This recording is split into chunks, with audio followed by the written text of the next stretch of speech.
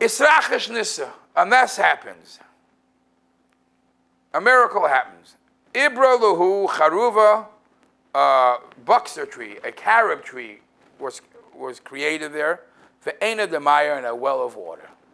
So that's where he survived, from carob tree, carob, and Marsha says, out of all trees, carob, because as you know as an expert, carob out of all things is the longest thing to grow, and that's the Eibishter made chick-chock. Chick-chock, it grew, and water, and that's what they survived. Incidentally, it's funny that he says this, because Reb Shimon Bar Yochai is the one that asks, in another Gemara, Reb Shimon Bar Yochai is the one that asks the question, why did the Eibishter make that the man fell every day? So Reb Shimon Bar Yochai asked the question. Why didn't the Eibishter make that the man should fall once a year? The Eibishter should make the man should fall once a year. We come with a basket, maybe even a small basket, once a year, and it should be enough to make us full for a whole year. Why did he want us to come and collect every day? Good question. It's not only because he wants a brach every day, but this is a Gemara, and he says like this. He brings up Em Shalachem Mashal. I'll tell you a mashal, a parable. Lama Davar Daima. It's a story. Lemelech Basav Adam. Let's say a regular king. He had a son, a prince, and he said, you know what? How much you need to survive a year? You're a spoiled brat, yeah? You need $1 million a year. Here's your $1 million check. January 1st, here's your $1 million check. So when did the kid show up? January 1st, the one time a year, the kid showed up. And that's when, one time a year, he showed up to see Tati. So the king says, I'm not giving you the check once a year. If you're only going to show up once a year, I'm going to give you a check every single day.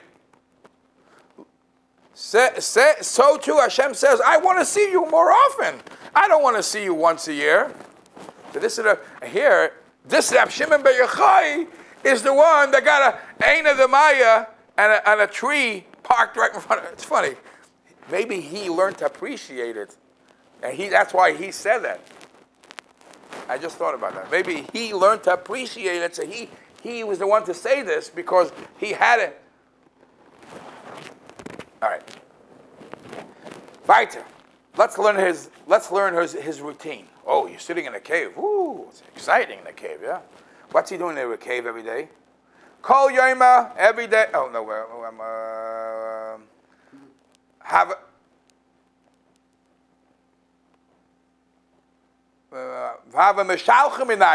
they would take off their clothes. No, they didn't know how long they're going to be there. Their clothes could get rotten, get ruined, right? Get moldy. So they had to think ahead. So every day, they would take off their clothes. They can't walk around naked. So what they would do, they would sit in the sand till the neck in sand. And a whole day would sit in the sand till the neck and learn.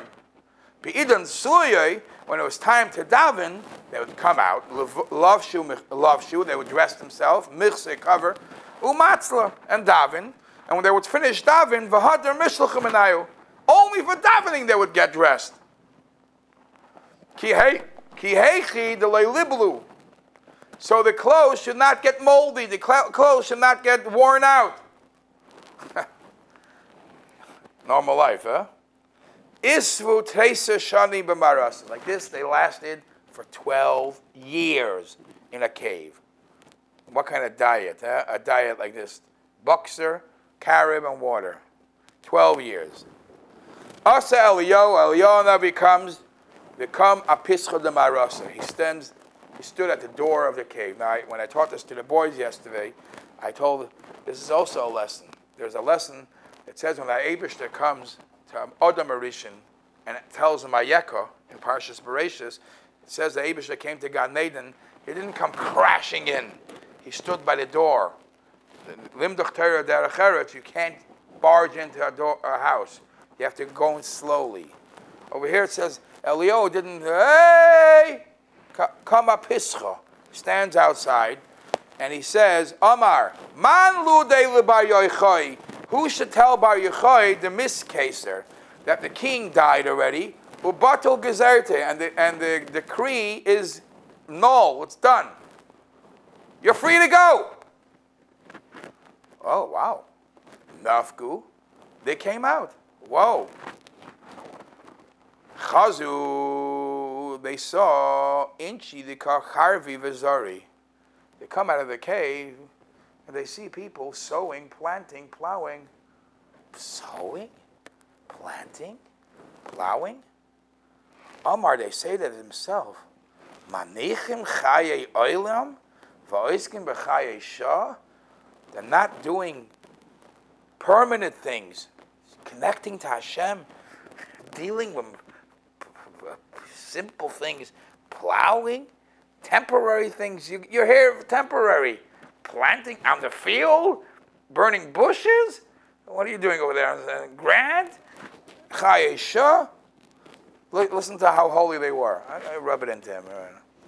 Kol makim shenoisne my name. They were so holy, wherever they looked, miyad nisraf. Whatever they gazed, the thing blew up. It burnt. Yatzis Abaska, a heavenly voice came out and said, Amalehem says to them, hey, mister, lahachriv elami yatzasam, tell me, you came out of the cave to destroy our world?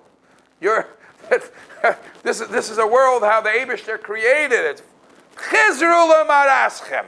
Go back to your cave. Go back. You're not, the way you are, what you're doing, you're harming the world. Get back into your cave. Hadar Azul, they went back into the cave. Isvu Tresa Yarchishata, 12 more months. 12 more months they sat in the cave.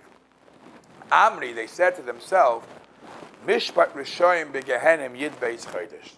They made themselves a cheshmer, a calculation. They said, a Russia, after the soul parts, after living here in this world for all his life, has to go through a cleansing process. You know, you say Kaddish for 11 months. Why for 11 months? Because the soul has to go through a cleansing process. So a Russia needs to go through 12 months. We don't believe anybody is a Russia. But even the biggest tzaddik has to go through some process for 11 months. So we stop at 11 months. So they said, even God forbid, the world was the worst status, and the world was 12 months, had to go through a cleaning. We're here 12 months. It went through its cleaning. Now we could come out. Yatzis Baskel came out, V'amra, and it said, She'u mimaraschem, now you could come out. Nafku, they came out. Kol heichadav amochi Rabbi Lazar, anywhere Rabbi Lazar, remember Rabbi Lazar is the son. Anywhere Rabbi Lazar looked and damaged, have a masi Rab Shimon. Rab Shimon would look and heal. So Rabbi Lazar was still on the offense. Rabbi Shimon was on the defense.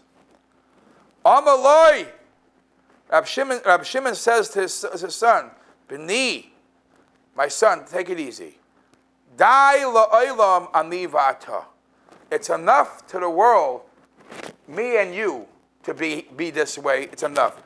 We don't need any more like us two.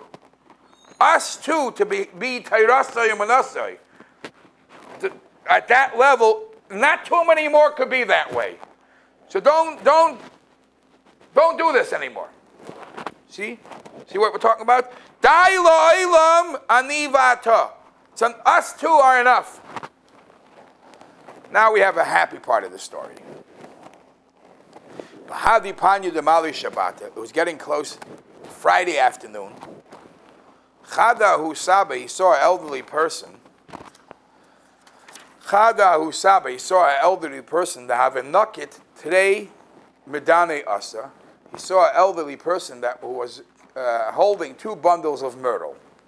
V'rohit, and he was running Bein Hashmashis. It's running in late afternoon, Friday afternoon. Amrulei, so Rabbi Elazar and Rabbi Shimon tell this elder man, Hani la malach. What are these? What are you carrying? What's going on? Amalahu. So the person says, hey, look, right Shabbos, Friday afternoon, we're carrying these myrtles, the hadassim, for Shabbos. Very nice. But v'tiskilach b'chad. What do you need two? Why not one? So why do you need one? Chad keneged zocher. V'chad keneged shomer. It says zocher shema Shabbos yikacha. Remember to keep Shabbos. And it says shomer keneged. So one is for what Hashem in the Seres Adibros. Each time it's mentioned the mitzvah of Shabbos, it says in a different way. So to honor it, we use 2 bundles of myrtle. Wow. Amalei Lebrei. So Rab Shimon says to his son, wow, look how special the Jews are. Chazi kama chavivim mitzvahs al Yisrael. Look how nice, look how special the Jews are. Look how they honor the mitzvahs. Yosef datayu. They calm down. The people down here in this world are special. They're not just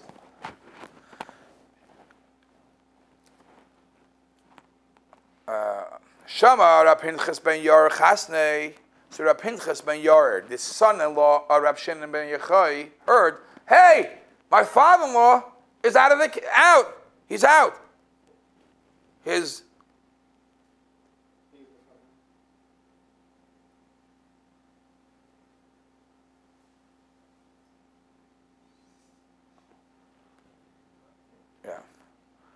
Rab Shimon ben Yochai is his father-in-law.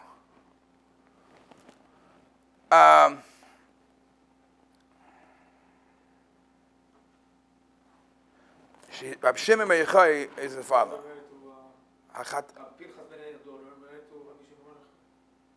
No, Rab Shimon ben Yochai's daughter is married to Rab Pinchas ben Yair. Yeah. Eventually, Rab Pinchas ben Yair, the son-in-law of Rab Shimon, heard.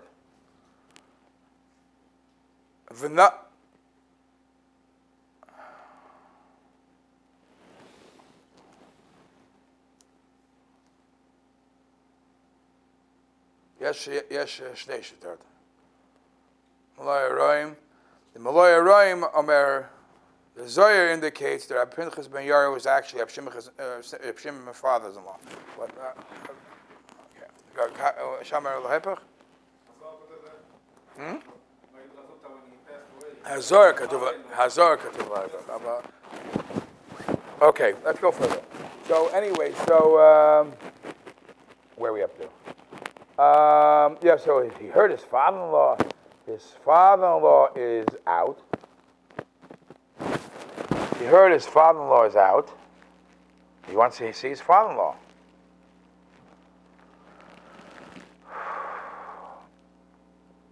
V'nafek la'apei. He went out to see him.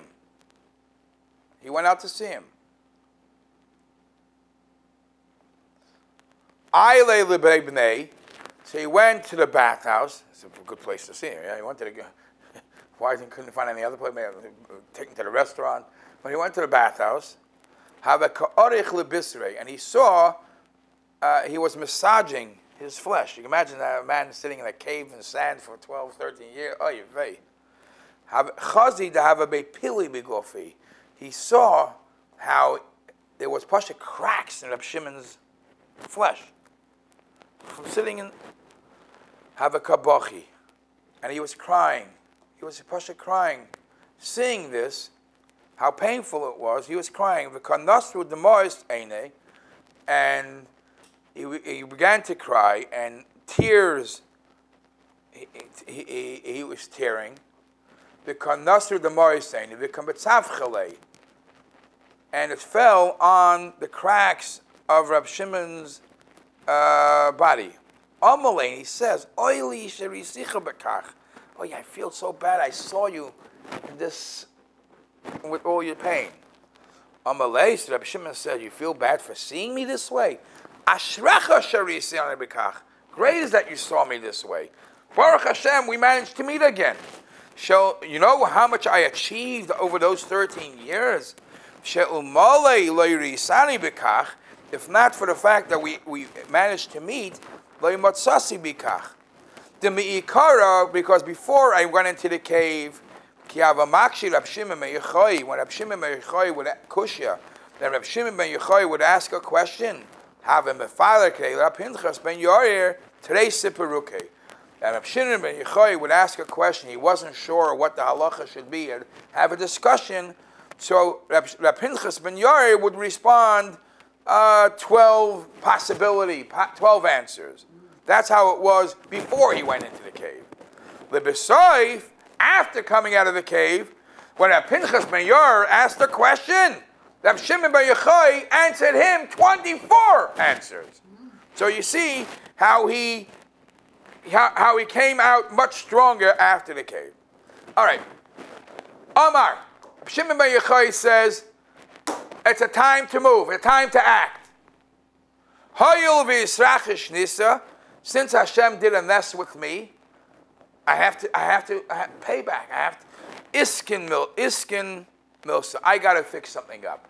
And this is what I want to say. I saw a vort about bar. The other place where we use the word bar is by bar mitzvah. The same question is asked about bar mitzvah. Why, when a person gets bar mitzvah, we don't say ben mitzvah? Ben mitzvah. At 13, he becomes a ben mitzvah. Why a bar mitzvah? So over there, the Chedushei HaRim says that a ben mitzvah means a person does mitzvahs. Okay, that's nice.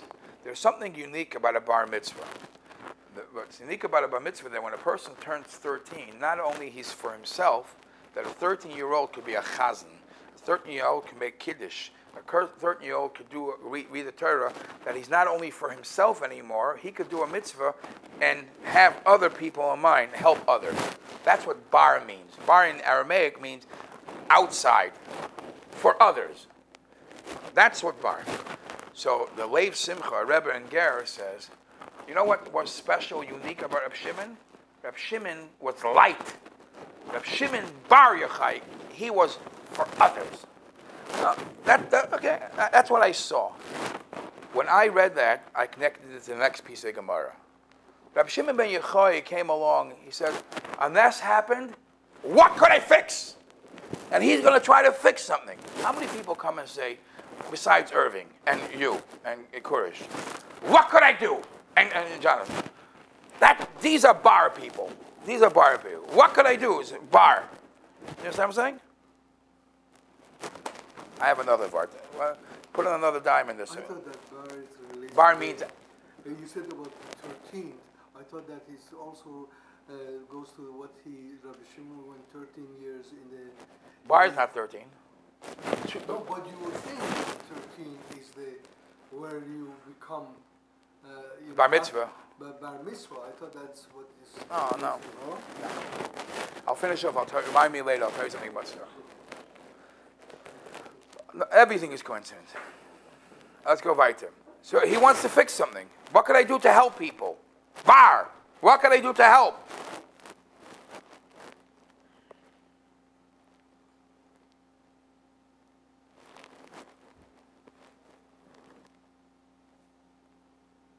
I'm skipping over 2-3 lines. Amar, Ikam Bilsa de boy litikone. So he asks around, is there anything I could do? Is there anything that has to be fixed? He said, yeah. There is a big problem going on. Amar, they said to him, Ike duchta, there is a place, there is a Suffolk Tuma. There's something that's bothering people here in this community.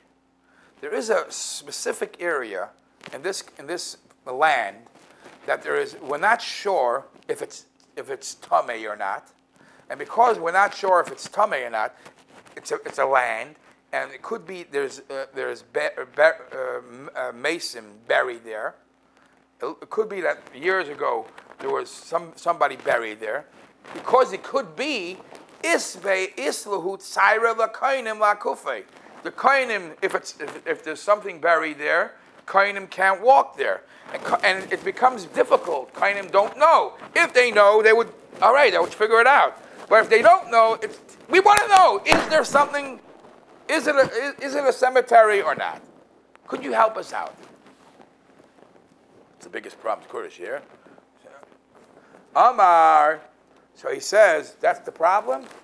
Ika inish, the other, the Chazik Hachatayra.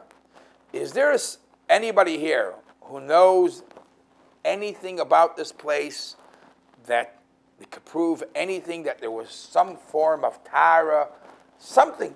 Give me something to start with.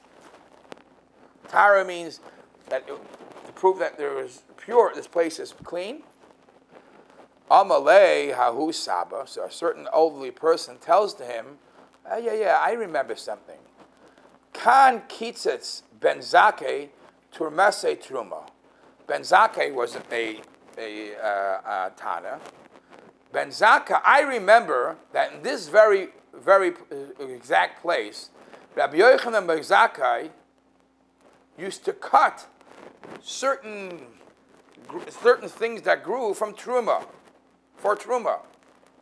If it grew for truma, obviously, it was kosher. Obviously, it's tar.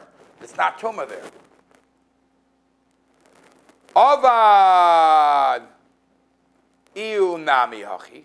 So Rab Shimon did the same thing. Kol heicha dehava tari. Everywhere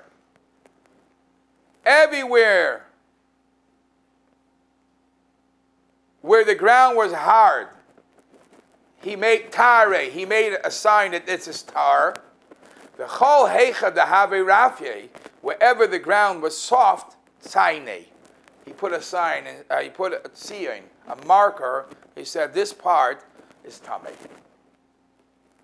Amalei. So they said to Rab Shimon ben Yochai, Ilmalei lo hayisa imanu. They said to Rab Shimon ben Yochai, if not, Amalei, Ilmalei lo hayisa imanu. One second.